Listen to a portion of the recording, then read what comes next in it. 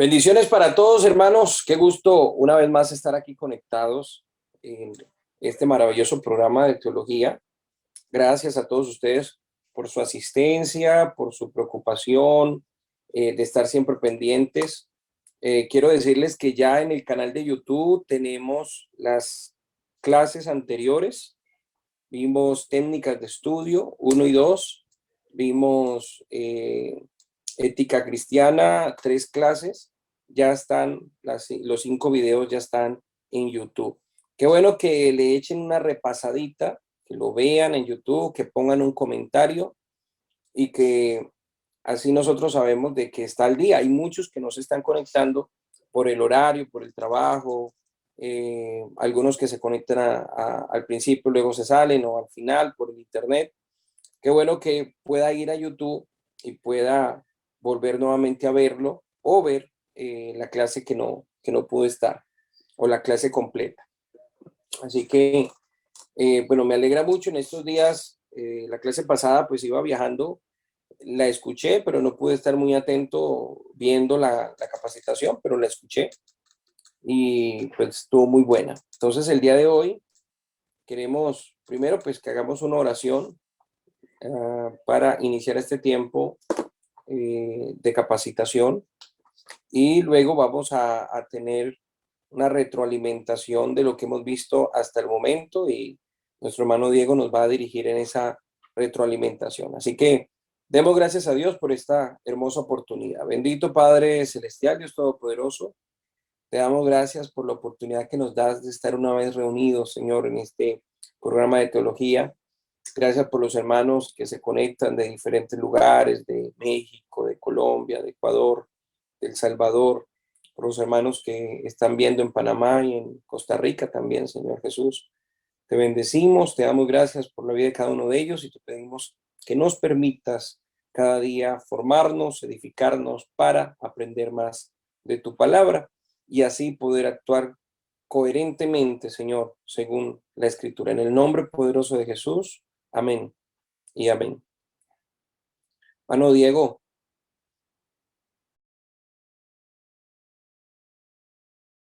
Bueno, mis hermanos, ¿me escuchan bien? Perfecto, bueno, Dios los bendiga. Qué gusto poder estar aquí una vez más. Eh, um, por favor, los que puedan encender su cámara, lo pueden hacer para que podamos interactuar en este momento. Este espacio va a ser más de interacción y al finalizar, yo creo que podríamos adentrarnos un poco a lo que sería ya la primera clase de la temática de pedagogía cristiana, más como tratando de analizar un pasaje bíblico que va a ser como nuestro punto de partida para introducirnos al tema de lo que es pedagogía eh, cristiana o pedagogía desde la perspectiva bíblica. Entonces, no sé si alguien nos quisiera compartir un poco en relación a las temáticas que vimos de ética cristiana, aunque algo que quería compartirles sobre esta temática es un libro que se llama Ética para Amador, que es un libro que me parece demasiado buenísimo. Es de un escritor español que se llama Fernando Sabater o Sabater, Fernando Sabater, creo que es la manera correcta.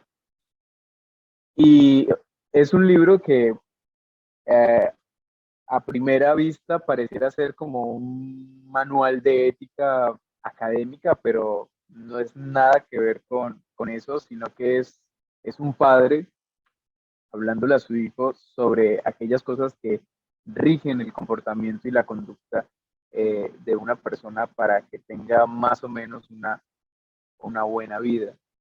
Y, y hay una expresión que me gusta y es que uno de los principios que le da Sabater a su hijo de ética es haz lo que quieras. haz lo que quieras. Y he tratado de interconectar o de crear los puentes entre esa filosofía y la escritura, porque Pablo también nos dice en algún pasaje de sus cartas, nos dice, todo me es permitido, yo puedo hacer todas las cosas, pero eso no implica o eso no significa que todas las cosas que yo puedo hacer eh, tengan una retribución positiva a mi vida. Entonces, la invitación es que aunque yo pueda hacer todo lo que quiera, tengo que pensarme muy bien qué es en realidad lo que quiero. Salomón también nos dice por allá en Eclesiastés, alégrate joven en los días de tu juventud y toma placer tu corazón en los días de tu adolescencia, pero ten en cuenta que sobre todas estas cosas Dios te va a juzgar. Yo veo ese pasaje como un suelta, un tira y un suelta y aprieta, ¿no? Una afloja y una aprieta, ¿no? Como que al principio te da la libertad de que puedes hacer con tu vida lo que quieras, pero te da también la responsabilidad de saber que sobre todas esas cosas que vas a hacer, Dios te va a juzgar.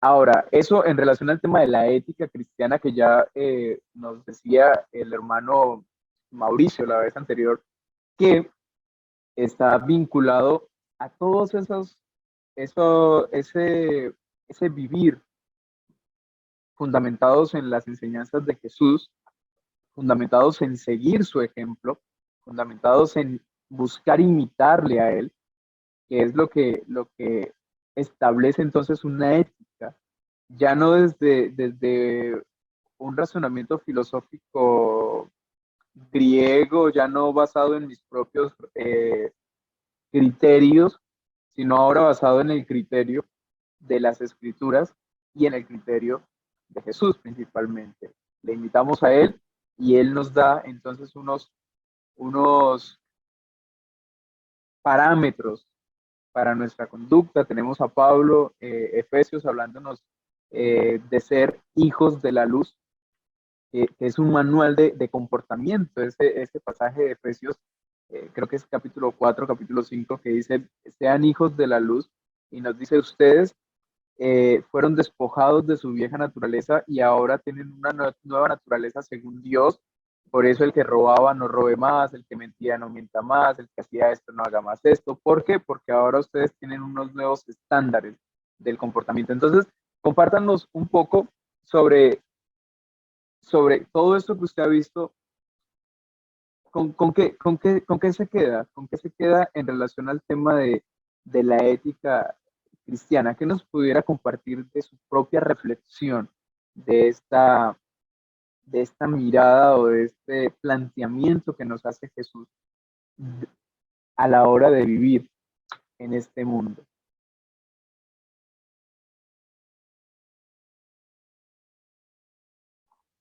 De manera voluntaria vamos a hacer una especie de conversación más que cualquier otra cosa.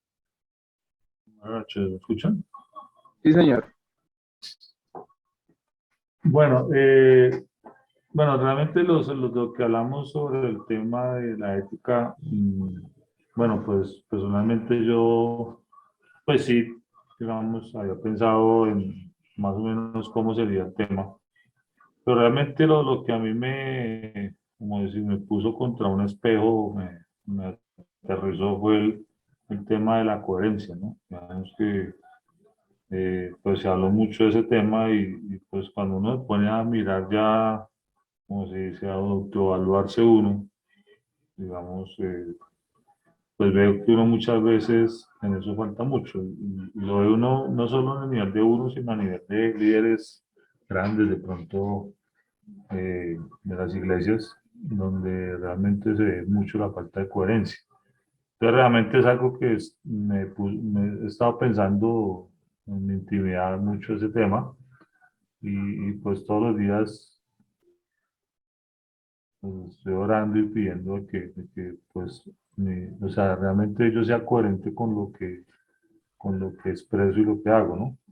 Pues esa coherencia que se habla pues eh, digamos, pienso que uno en su naturaleza humana nunca la va a poder tener, pues ahí es donde necesita uno el apoyo del Espíritu Santo y de toda el apoyo de Jesús y todo, pues para poder llegar a eso, porque pues no es sencillo, ¿no? Uno analiza eso y realmente es un tema bastante complejo. Y pienso que es un nivel que uno llega de madurez espiritual para poder llegar a esa coherencia que se habla. Entonces, sí, es un tema que me ha puesto a mí a pensar mucho en cómo lograr de eso que uno lee en la vida, porque pues de pronto decírselo a otra persona es fácil, pero pienso que el secreto aquí está en que las personas lean eso de uno en la forma como uno actúa, porque pues cualquiera puede hablar bonito, puede expresar muchas cosas, pero como dice el verbo, como se dice aquí en Colombia, el cura predica pero no aplica. Entonces, cuando ve uno la vida personal, la forma en que viven muchas personas, pues uno se da cuenta que no es nada coherente. Entonces,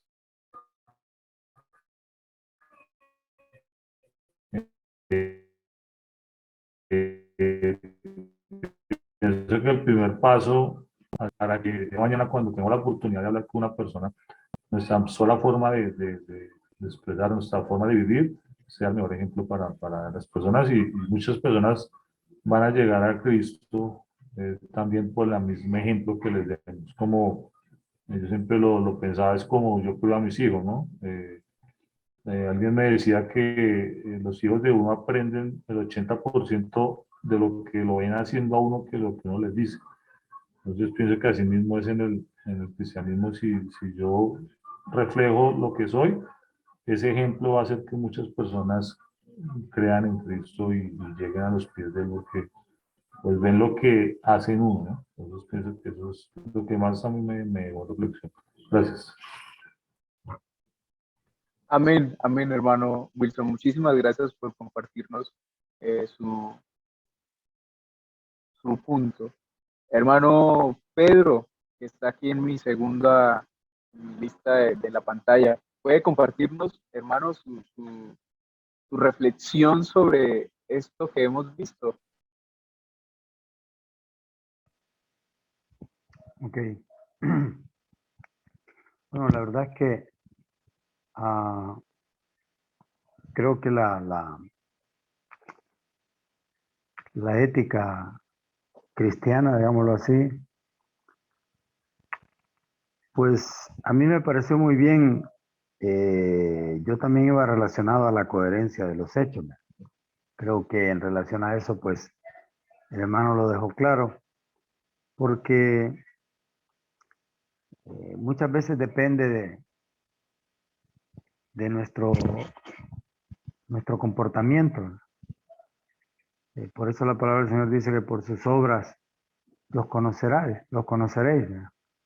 Y a veces es mejor los hechos que las palabras, porque vale más una acción que 1000 palabras, pero me llama la atención que cuando hablamos de ética y moral, está relacionado a esa coherencia. Y hablaba, el hermano Mauricio hablaba de dos elementos fundamentales, que uno era creer en Dios y dos era la comprensión de la autoridad de la palabra de Dios. Y él decía que estos dos elementos fundamentales son los que permiten que nosotros podamos adoptar principios o criterios para poder aceptar esas normas y así pues lograr tener esa coherencia. La verdad que es muy importante, ¿verdad? Porque el, el contexto en el que cada uno de nosotros se desenvuelve nos obliga a veces a tomar ciertas decisiones. Y esas decisiones pues a veces están a la vista de los demás. Y como sabemos pues el hecho de que en nuestro ambiente se conozca que somos cristianos, eso hace que de alguna manera podamos actuar tomando en cuenta esa coherencia. de nuestros hechos, ¿verdad? Y a mí esa parte también me ha llamado la atención, ya que, pues, como cristianos somos responsables, ¿verdad? Cada día de tratar de ser mejores, de santificarse, quizá para poder llegar a parecerse, como dice la palabra del Señor, al Señor Jesús. Y entonces cada día debemos de hacer esa evaluación, esa reflexión de cómo estoy ahora y cómo puedo mejorar para mañana, ¿verdad? Y habría que tomar pues en cuenta esos que vimos en la última clase, esos frutos del Espíritu, que de alguna manera cuando nosotros mostramos esos frutos es que estamos haciendo esa aplicación de la ética y estamos mostrando la coherencia de nuestros hechos. Solamente. Listo, mi hermano. Muchísimas gracias. Muchísimas gracias. ¿Alguien más que quisiera compartirnos su reflexión sobre la ética cristiana, sobre lo que vimos en estas clases? Para entonces entrar a lo que es el pasaje ya de la clase siguiente, que sería pedagogía. ¿Sabe? Yo creo que la ética, o sea, estaba reflexionando ahora, así como rige el tema profesional, ¿no? O sea, la ética profesional que tú dices, bueno, un médico, hablemos de medicina, o un abogado, dices, hay un comportamiento, por ejemplo, el de un abogado que tiene que ver con la confidencialidad, abogado-cliente, que si rompe esa confidencialidad, está haciendo una infracción a la ética profesional de su oficio, ¿no? Entonces, hay comportamientos que tú dices que son inaceptables para el oficio de esa persona. No lo esperas. Si consideras que es un buen abogado, no esperas que tenga ese tipo de comportamiento. Entonces, lo que define a ese buen abogado en cuanto a su estructura ética es que se rija bajo esas cosas que tú esperas que sean correctas: la confidencialidad, su profesionalismo, su honestidad, y todo lo demás, ¿no? Entonces, yo creo que así mismo hay cosas que definitivamente sí o sí esperas que vengan incluidas en el paquete de aquel que se auto proclama, o aquel que se proclama al mundo como un seguidor de Cristo. Entonces, que tiene que ver con la coherencia, ¿no? Si digo que sigo a Cristo o que soy de Cristo y no tengo esos comportamientos que están afín a lo que implica el factor Cristo, entonces estoy haciendo de cierta manera un incumplimiento a la ética cristiana de ello, ¿no? Entonces, cuando yo digo con mis labios ser un seguidor de Cristo, a la par de eso debe ir acompañado un estándar de conductas, de comportamientos, una filosofía de vida también. Y es curioso porque mira que estaba reflexionando estos días más sobre las nuevas generaciones, los jóvenes casi desde del 90 hacia acá, el tema millennial, el tema centennial, toda esa gente, algunas cosmovisiones de la vida que de cierta manera no son coherentes con la fe cristiana y que son parte o que son consecuencia del bombardeo de las filosofías modernas en cuanto al tema de la familia. Por ejemplo, los jóvenes de las iglesias hoy día, los creyentes, tienen una concepción de familia desligada de los parámetros bíblicos. Por ejemplo, el no querer tener hijos, eso no es la excusa que dicen muchos jóvenes es que la sobrepoblación y todo ese rollo, pero lo que no están dimensionando es lo que hay en lo profundo de una postura como esas en un matrimonio que puede tener hijos. O sea, no estamos hablando de personas que biológicamente no los puedan tener, sino que a decisión propia se han unido y no quieren, no desean, no está en su plan y son cristianos. Y uno dice, bueno, ¿cuál es la razón de peso o cuál es la razón fundamental que hay abajo que sostiene una postura como esas? Y cuando comienzas a ver que no solamente son ellos, sino que es toda una generación teniendo una postura ante el tema de la familia, entonces dices, ese pensamiento no es un pensamiento coherente con aquellos que creen en Cristo, porque el resultado natural de la unión de una persona, hombre y una mujer, es el poder dar al mundo otro ser humano. Eso sería un mandamiento bíblico. Ahora, no es que se pongan a tener hijos por deporte, sino que sería como la lógica de un principio de la vida, digámoslo así, y otras cositas más. Por ejemplo, el tema de el feminismo, el empoderamiento femenino dentro del cristianismo, también son temas que hay que agarrarlos con pincitas, porque debe haber una coherencia entre esas ideas externas, esas ideas del mundo en cuanto al tema de la mujer y la mirada bíblica en cuanto al tema de la mujer, el tema de los roles de padre y madre, el tema de los roles de hijos, o sea, y encontrar esa coherencia entre esas posturas sobre la vida y lo que la palabra de Dios realmente dice. Te encuentras con muchas personas que ni siquiera saben cuál es la posición de la palabra en relación a todas esas cosas, y por eso son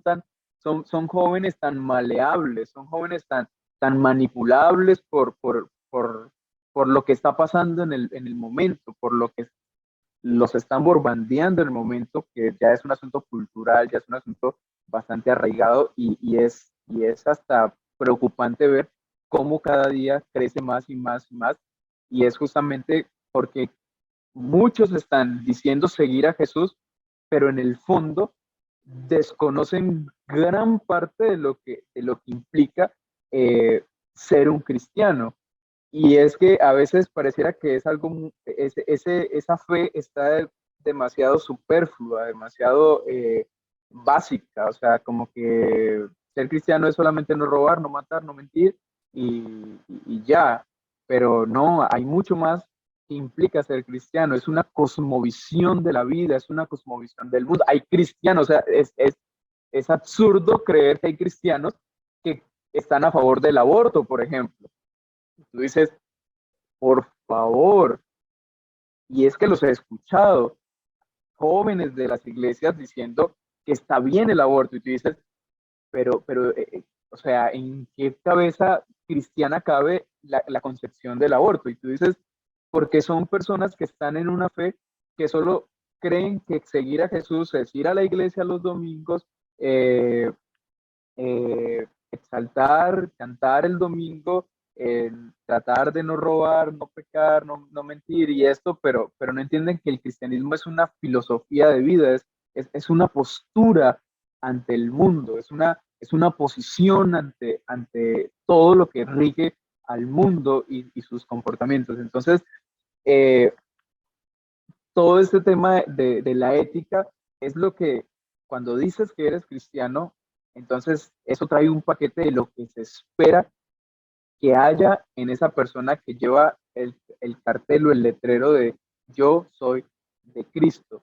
Y no es no matar, y no es no mentir, y no es no robar, porque hay mucha gente que no lo hace y eso no los hace cristianos. El ser cristiano, entonces, debe tener un algo que es de cierta manera irreplicable, no sé si existe esa palabra, que no se puede replicar en otra posición de la vida si no está ligado directamente a Jesús. Es algo que no se puede copiar en otra cultura si no está Jesús involucrado. Entonces, eh, el tema de la ética cristiana es un asunto bastante, bastante interesante porque tiene que ver con el vivir, el vivir, el vivir. Y el vivir es una cosa enorme, es un complejo de situaciones, y hay casos puntuales, hay casos precisos, hay casos detallados que tú dices, bueno, aquí, ¿qué, qué se espera de? ¿Qué se espera de esta persona si es cristiana? ¿Qué se espera de esta persona si dice seguir a Jesús? Así como dirías, ¿yo qué espero de un abogado si dice que es abogado? Espero estos comportamientos. ¿Yo qué espero de un médico si dice que es médico? Espero estos comportamientos, espero estas posiciones ante el mundo, espero estas posiciones ante ciertos problemas porque es médico. Lo espero de él porque es médico. Espero que sepa esto porque es médico. Espero que haga esto porque es médico. Confío, deposito mi salud, deposito, digamos que hay un cardiólogo y si me expongo a que me opere a corazón abierto es porque confío que sabe lo que está haciendo. Entonces, si hay una persona cristiana, entonces yo confío digamos, si eres cristiano y eso, entonces alguna persona dirá, pues te puedo dejar administrando mis bienes porque confío en que por ser cristiano seas una persona honesta, seas una persona recta, correcta, que no vayas a sustraer, que no vayas a robar, porque lo que tú me estás diciendo es que eres cristiano y la característica de un cristiano o de una de sus características es que sea honesta, que sea recta, que no robe, que no mienta, que sea responsable, que sea comprometido, que sea esto, que sea ejemplo. Entonces, todos esos detalles. Quisiera que saltáramos de una vez a esto, porque justamente el comprender la ética, el comprender la cosmovisión de lo que la palabra de Dios nos trae a los que creemos en ella, a los que creemos en lo que dice ahí, se hace a través de la pedagogía. Entonces, que el cristiano pueda comprender cuál es su lugar en el mundo al concebir a Cristo, al recibir a Cristo, al entregarse a Cristo, se hace a través de la forma en cómo se transmite esa enseñanza. Y esa forma de cómo se transmite esa enseñanza está implícita en el concepto de la pedagogía, cómo Dios nos ha enseñado a la humanidad a vivir en esos parámetros de la conducta y cómo los profetas y cómo los apóstoles y cómo Jesús mismo entonces vino a transmitir esa enseñanza, la pedagogía con sus herramientas, con sus estrategias, con su propósito, con su intención, porque eso es todo lo que está entrelazado en el concepto de pedagogía, propósito, intención, filosofía, porque la filosofía está incluso en las escrituras. La escritura es una filosofía de vida, es una manera de ver el mundo, es una manera de ver la vida, pero esa manera tiene implicado factores y condiciones y situaciones que la sacan del status quo, de lo normal. Entonces vamos a leer un pasaje en las escrituras y con este pasaje vamos a reflexionar sobre algo para ya dejarnos de manera introducidos a lo que es el concepto de la pedagogía. Vamos a ir a Deuteronomio capítulo 6. Por favor, si están ahí, porque solo veo dos cámaras encendidas, si están ahí, léanlo y hagamos este ejercicio de interacción en relación a este pasaje. ¿Listo? Yo lo voy a leer en mi versión, la versión que tengo acá, que es la TLA, es la traducción del lenguaje actual.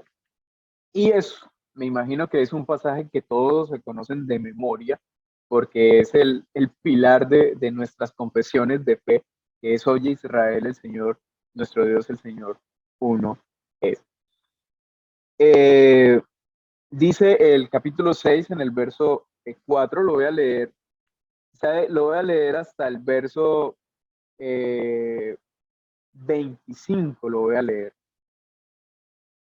Escucha, pueblo de Israel, nuestro único Dios es el Dios de Israel. Ama a tu Dios con todo lo que piensas, con todo lo que eres y con todo lo que vales. Apréndete de memoria todas las enseñanzas que hoy te he dado y repítelas a tus hijos a todas horas, en todo lugar, cuando estés en casa o en el camino y cuando te levantes o cuando te acuestes. Escríbelas en tiras de cuero y átalas a tu brazo y cuélgalas en tu frente. Escríbelas en la puerta de tu casa y en los portones de tu ciudad. Dios le juró a Abraham y a Isaac y a Jacob que les daría a ustedes esta tierra porque son descendientes de ellos. Así que ustedes vivirán en ciudades grandes y hermosas que no edificaron, habitarán casas llenas de riquezas que no ganaron, beberán agua de pozos que no cavaron y comerán uvas y aceitunas que no plantaron. Pero no olviden que fue Dios quien los sacó de Egipto y los libró de la esclavitud. Por lo tanto, adoren a Dios y obedézcanlo solo a Él. Si tienen que hacer algún juramento, juren solo en el nombre de Dios. Nunca abandonen a Dios por adorar a los dioses de los países vecinos. Nuestro Dios es el Dios de Israel. Siempre los acompañará, pero no traten de ponerlo a prueba como lo hicieron en Masá. Nuestro Dios es un Dios celoso y si ustedes adoran a otros dioses se enojará tanto que los destruirá por completo. Obedezcan siempre los mandamientos que nuestro Dios les ha dado. Si hacen lo que es bueno y justo, agradarán a Dios. Así Él hará que les vaya bien cuando vivan en la buena tierra que prometió a sus antepasados. Además, hará que sus enemigos huyan ante ustedes, pues así lo ha prometido. El día de mañana, cuando sus hijos les pregunten qué significan todas estas enseñanzas que nuestro Dios nos ha dado, ustedes responderán: hubo un tiempo en que fuimos esclavos del rey de Egipto, pero nuestro Dios usó su gran poder y nos sacó de allí. Nosotros vimos los terribles castigos que Dios envió contra el rey de Egipto y su familia. A nosotros, en cambio, nos sacó de ese país y nos trajo a la tierra que había prometido a nuestros antepasados. Entonces nos ordenó respetarlo siempre y obedecer sus enseñanzas. Si somos obedientes a Dios y a sus mandamientos, Él nos hará prosperar y nos mantendrá con vida como hasta ahora. Ok, vamos a empezar. Hermana Melanie, si está por ahí y leyó el pasaje, ¿nos puede por favor compartir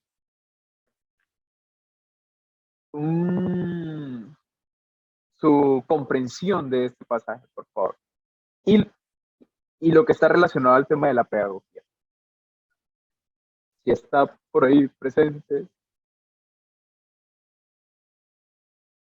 Ok, dice que en este momento no puede. A ver, nuestra hermana Fanny, si está disponible con su cámara o su audio o algo. Bueno, Jesús Portillo, lo veo muy atento. Hermano Jesús, bueno, esperemos que la hermana Fanny abrió su micrófono.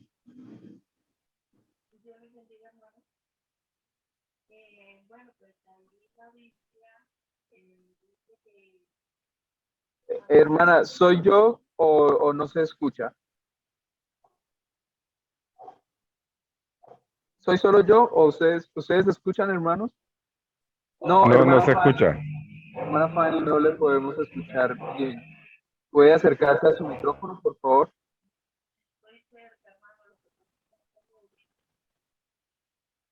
No, pero no le escuchamos. Se escucha por allá como si estuviera en China. Ah, ok, comprendo. Pero sí, no le podemos escuchar y entonces no podríamos entender bien lo que nos está comentando, hermana. Entonces lo vamos a dejar para después, ¿listo? Entonces vamos a escuchar a nuestro hermano Jesús Portillo. Cuéntenos, hermano, ¿cuál es su comprensión de este pasaje y de lo que está relacionado al tema de la pedagogía? Bueno, que el Señor Jesús les bendiga, hermanos. No sé si me escuchan por ahí, alguien me puede confirmar. Bueno, primeramente, hermanos, Dios les bendiga. Un gusto nuevamente poder saludarles. Ya bastante rato, todo este tiempo, estas clases los he estado escuchando, han estado ahí muy buenas y han sido de edificación para mi vida. Pues en sí, el objetivo del pasaje, ¿verdad?, que hemos leído y cómo se relaciona con la pedagogía, más bien dicho, de alguna forma, lo que está escribiendo Moisés a los israelitas es que de alguna forma puedan saber explicarle a sus hijos, porque en eso se basa la pedagogía, en saber transmitir la educación, en saber explicarlo prácticamente de alguna manera que se pueda entender, buscando un tipo de estrategia para que sea comprensible a los oídos o a la mente, por decirlo de esta manera, de quién se le va a explicar. Amén. Amén, mi hermano Jesús, muchísimas gracias por su aporte. Hermano Dani, compártanos su mirada de este pasaje.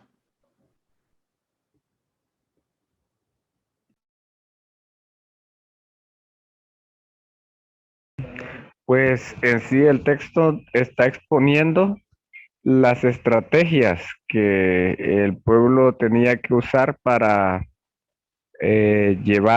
para que los hijos aprendieran de mejor manera la enseñanza que Dios quería instituir sobre su pueblo. Amén, hermano, muchísimas gracias. A ver, ¿a quién más le preguntaba? Hermano Benavides, aquí aparece este título, Benavides sin foto. Creo que es Elmer, ¿no? Elmer, si estás por ahí, por favor, compártenos lo que comprendiste de este pasaje.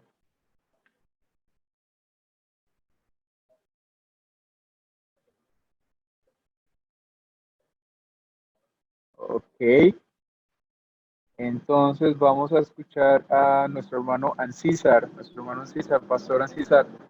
¿Podría compartirnos, por favor, su comprensión de este pasaje? Amén. Dios les bendiga. ¿Me oyen? Sí, señor, se escucha bien. Bueno, mi hermano, pues entiendo, el pasaje se refiere mucho en el contexto de, es a una obediencia, a una práctica, la obediencia a Dios. Y cuando nosotros practicamos la obediencia a Dios, tenemos la moral para enseñarle a nuestros hijos que aprendan a amar, porque si vemos los primeros, después de que del 6, del verso 4 en adelante, el secreto es amar a Dios con todo nuestro corazón. Y si guardamos los mandamientos, guardamos los estatutos y ponemos por práctica, tenemos nosotros una enseñanza viva para enseñar a nuestros hijos y cuando administramos congregaciones, podemos también pararnos de frente y llevar una congregación a una obediencia a Dios total. Amén, amén, hermano, muchísimas gracias. Hermano Marcelo Aguilar, está por ahí, hermano, nos podría compartir su punto, su comprensión de este pasaje, por favor.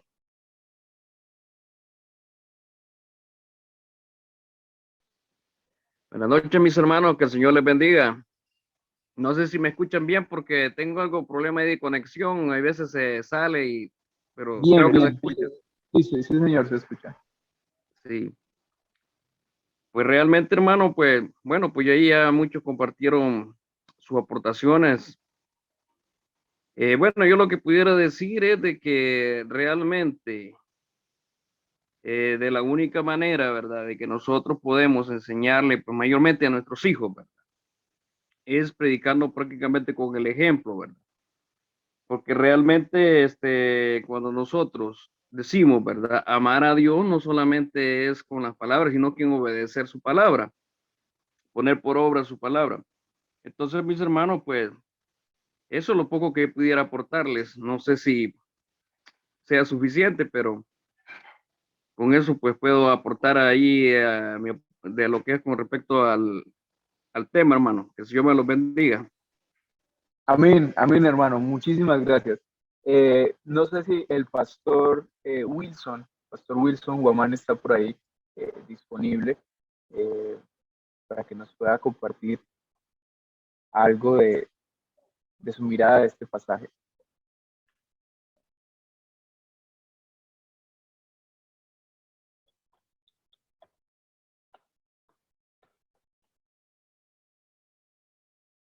Ok, bueno, vamos a ponernos un poco como en contexto de... ¿Quién me escucha? Dios lo bendiga. Pastor, sí lo escuchamos, sí, señor. Dios lo bendiga. Disculpe, acá está lloviendo también en Ecuador. La interpretación o la pedagogía que nos estaba dando con el libro de Deuteronomios, capítulo 6, desde el 4 hasta creo que es hasta el 10, nos está diciendo acerca de la forma como Israel se le dijo que enseñase a sus hijos, ¿no? Que le repitiera, que caminara, que anduviera siempre pensando, meditando en ella, ¿no? En la ley.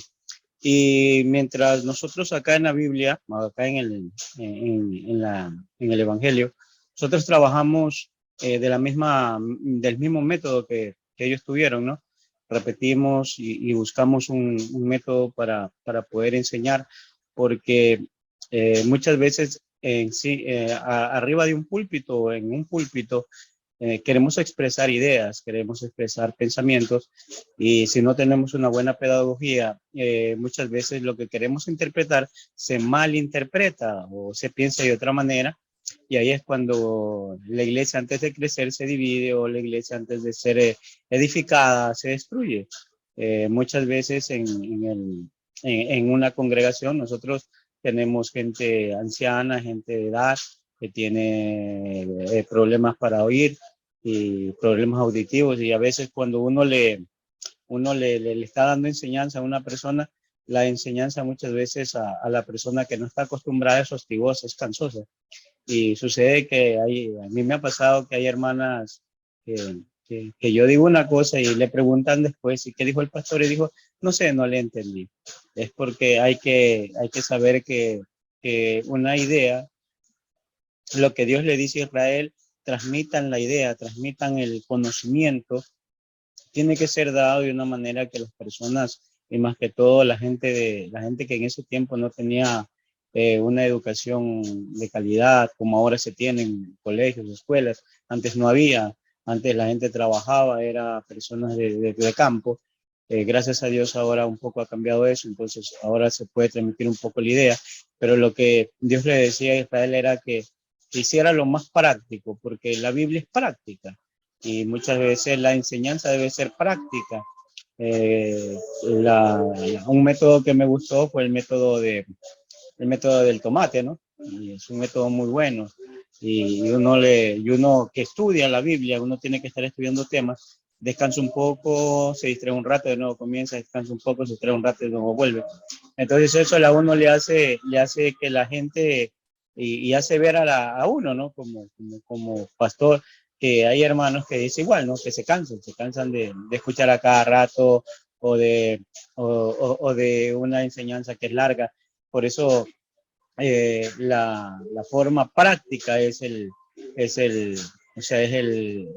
lo que uno quiere aprender, para que la idea sea obvia, ¿no? La idea sea comprendida, la idea sea tomada, porque la Biblia muchas veces vemos en cuanto a la ética que en este tiempo donde hay mucha filosofía y hay mucha doctrina, la doctrina de géneros, acá en nuestra patria, Ecuador fue el primer país que permitió que los homosexuales se casaran, están en su derecho, ¿no? Entonces, ha habido un alboroto, después ahora se prohibió que el niño después de 5 semanas se pudiera abortar, y están en una lucha en el Congreso, y la gente pregunta, la gente le dice a usted, ¿y usted, pastor, qué opina? ¿Qué piensa? Y uno tiene que hablar. Si yo hablo de mi pensamiento, no va a estar a favor, o sea, no van a estar a favor mío, pero si yo le digo la ética, qué es moral, o qué es lo que Dios dice, entonces ellos pueden pensar y pueden evaluar lo que está pasando en este mundo. Ese es mi punto de vista, y la verdad es que nos ha ayudado mucho. A mí me ha ayudado mucho el método, y lo estoy llevando a la práctica cada día. Y como le digo, o sea, esos versículos son muy hermosos porque nos enseñan acerca del valor de enseñar. Amén. Amén, hermano Wilson. Muchísimas gracias por su aporte. Bueno, voy a hacer un breve resumen de cómo llegamos hasta aquí. Dejo 2 preguntas y el próximo lunes entonces entramos ya en materia pues puntual de esta temática que es pedagogía. Ok, primera escena, ¿no? Dios crea al hombre, la figura de Adán y Eva, tiene una relación personal pues con los individuos. Estos pecan, salen del huerto, se establecen, se multiplican, surgen las otras personas. Después de todo este rollo que hay ahí con esta humanidad que decide rechazar de cierta manera los parámetros o los principios. En hebreo se llaman midot. Las midot son los límites de la conducta. Según se dice, justamente por romper estas midot, que son como el cerco de la conducta humana que Dios establece en la humanidad, produce un desequilibrio en el orden.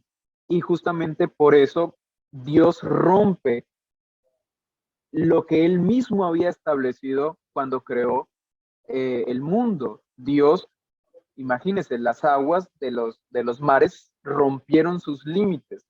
Algo que Dios había dicho en la creación, hasta aquí llegarán.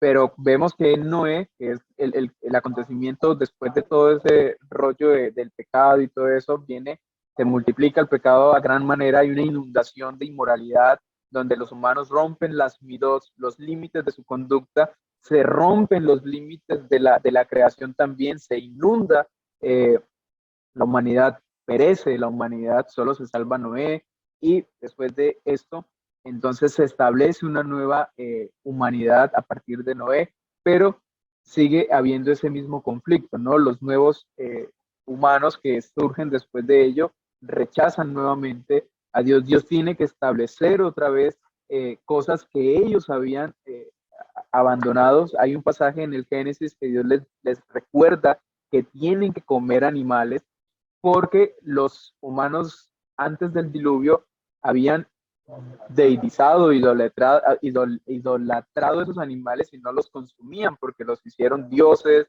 de cuadrúpedos, de aves, de reptiles, y ya no comían la carne. Entonces Dios después del diluvio les recuerda que tienen que ser los que dominan la creación y no estar por debajo de las otras criaturas. Después de todo eso, entonces Dios ya busca dejar de tener una relación con el individuo directamente, sino que llama entonces a un hombre llamado Abraham. A través de Abraham hace una promesa para el porvenir que tiene que ver ya con todas las naciones, y se establece entonces el proyecto de la relación de Dios con las naciones, con la humanidad. Y a partir de Abraham, entonces, comienza a desarrollarse el proceso para consolidar a su pueblo. Dios, entonces, después de Abraham, Abraham tiene a su hijo Isaac, Isaac tiene a sus hijos Esaú y Jacob, y en Jacob se tienen las 12 tribus de Israel. En esas 12 tribus de Israel llegan, son esclavos en Egipto por 400 años, y en ese tiempo, entonces, Dios llama a Moisés. Y cuando llama a Moisés, entonces los lleva al monte del Sinaí para establecerlos ya como una nación legalmente constituida, digámoslo así, y dejar plasmada ya escritas ciertas normas, ciertos parámetros que son las leyes, ¿no? Y si usted lee Levíticos, hay leyes del comportamiento, de la conducta, del aseo, de las relaciones, de los negocios, de aquí, de allá. O sea, ahí le desmenuza todo lo que está relacionado. Entonces, llegamos al punto donde Dios está en una relación con el pueblo de Israel en el desierto, y es ahí donde les da el Shema, que es Deuteronomio 6:4, y llegamos a este punto. Entonces Dios quiere mostrarse a su pueblo, Dios quiere que su pueblo le conozca, Dios quiere que su pueblo viva conforme a los parámetros que él ha establecido, bajo las midot que él ha establecido, los límites de la conducta humana, y por eso les dice qué es lo que es permitido, qué es lo que no es permitido, qué se debe, qué no se debe, cómo se actúa de acuerdo a ciertas situaciones. Y ahí es donde dice, oye Israel, el Señor nuestro Dios, el Señor uno es, y comienza a hacer un proceso, como decía el hermano Portillo, comienza a manejar las estrategias para el aprendizaje. Dios necesita que su pueblo aprenda cosas puntuales, cosas muy importantes que le van a servir para el porvenir, ¿no? Entonces, busca estrategias. Y con esto entonces vamos definiendo lo que es la pedagogía, ¿no? El propósito es que haya aprendizaje. No puede haber pedagogía si el propósito no es que se aprenda. O sea, el propósito de la pedagogía es buscar enseñar algo. Y ese enseñar algo es con el fin de que ese alguien que está recibiendo pueda aprender. Y para poder llegar ahí, entonces se plantean métodos y se plantean estrategias. Esas estrategias es lo que quiero que analicemos en ese pasaje. Primera pregunta que quiero que mediten y que la conversemos la próxima vez. ¿Está implícito el concepto de ética en Deuteronomio 6? ¿Es ético enseñar algo que yo no he apropiado? Uno de los principios o uno de las líneas de esos mandamientos dice, procura ponerlas por obra y enseñarlas. Aprópiate de ellas y luego enséñalas. Entonces, ¿es ético enseñar algo de lo cual yo no he puesto en práctica, de lo cual yo no me he apropiado? ¿Cómo se ve implícita la ética en este pasaje? ¿Y qué estrategias y métodos usted encuentra en la narrativa de Deuteronomio 6, 4 hasta el 25? Muchas gracias por su tiempo, mis hermanos.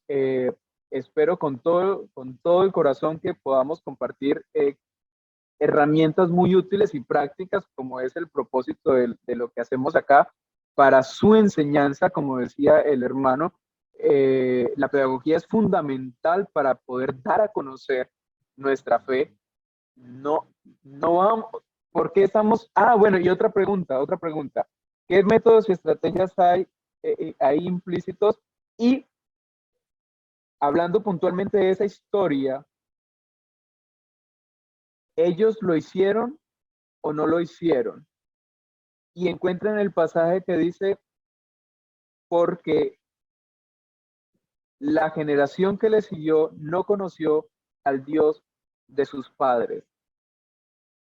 Encuentren ese pasaje que está en esa misma narrativa y respóndanse en sí de qué manera fallaron ellos en el cumplimiento de esta pedagogía. Esas serían las tres preguntas, ¿no? La primera pregunta es, ¿está implícita la ética en el mandamiento? ¿Cuáles son los métodos y estrategias que Dios planteó para hacer esta enseñanza en el pueblo? Y ¿el pueblo lo cumplió o no lo cumplió? ¿Y en dónde se vieron las consecuencias de esto? No podemos compartirle al mundo nuestra fe si no tenemos una pedagogía.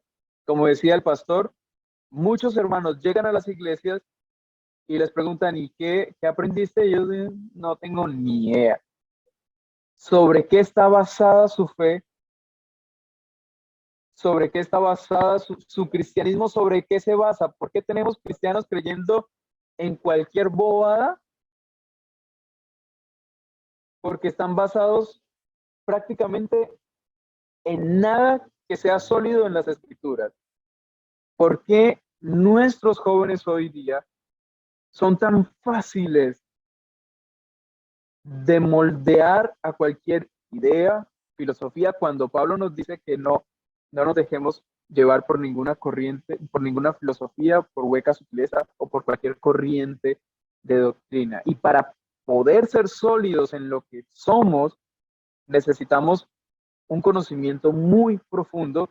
Pero ¿cómo vamos a tener un conocimiento profundo si no tenemos una pedagogía? Primero, partiendo desde el maestro, que es el pastor, el ministro, el que ministra la palabra, el que usa la palabra, que no transmite ese conocimiento o no transmite esa necesidad de tener que aprender las escrituras.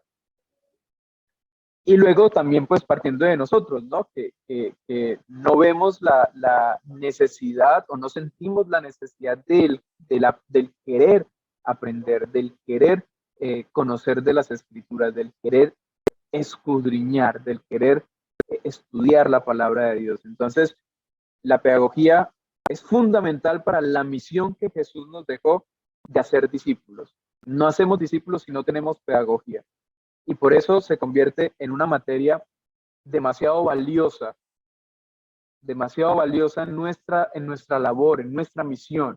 Esta es una herramienta para la misión que tenemos como proclamadores del Evangelio. ¿Cómo estoy dando el Evangelio a mis hijos, a mis estudiantes, a la gente que está bajo mi cuidado? ¿Cómo yo le transmito ese Evangelio?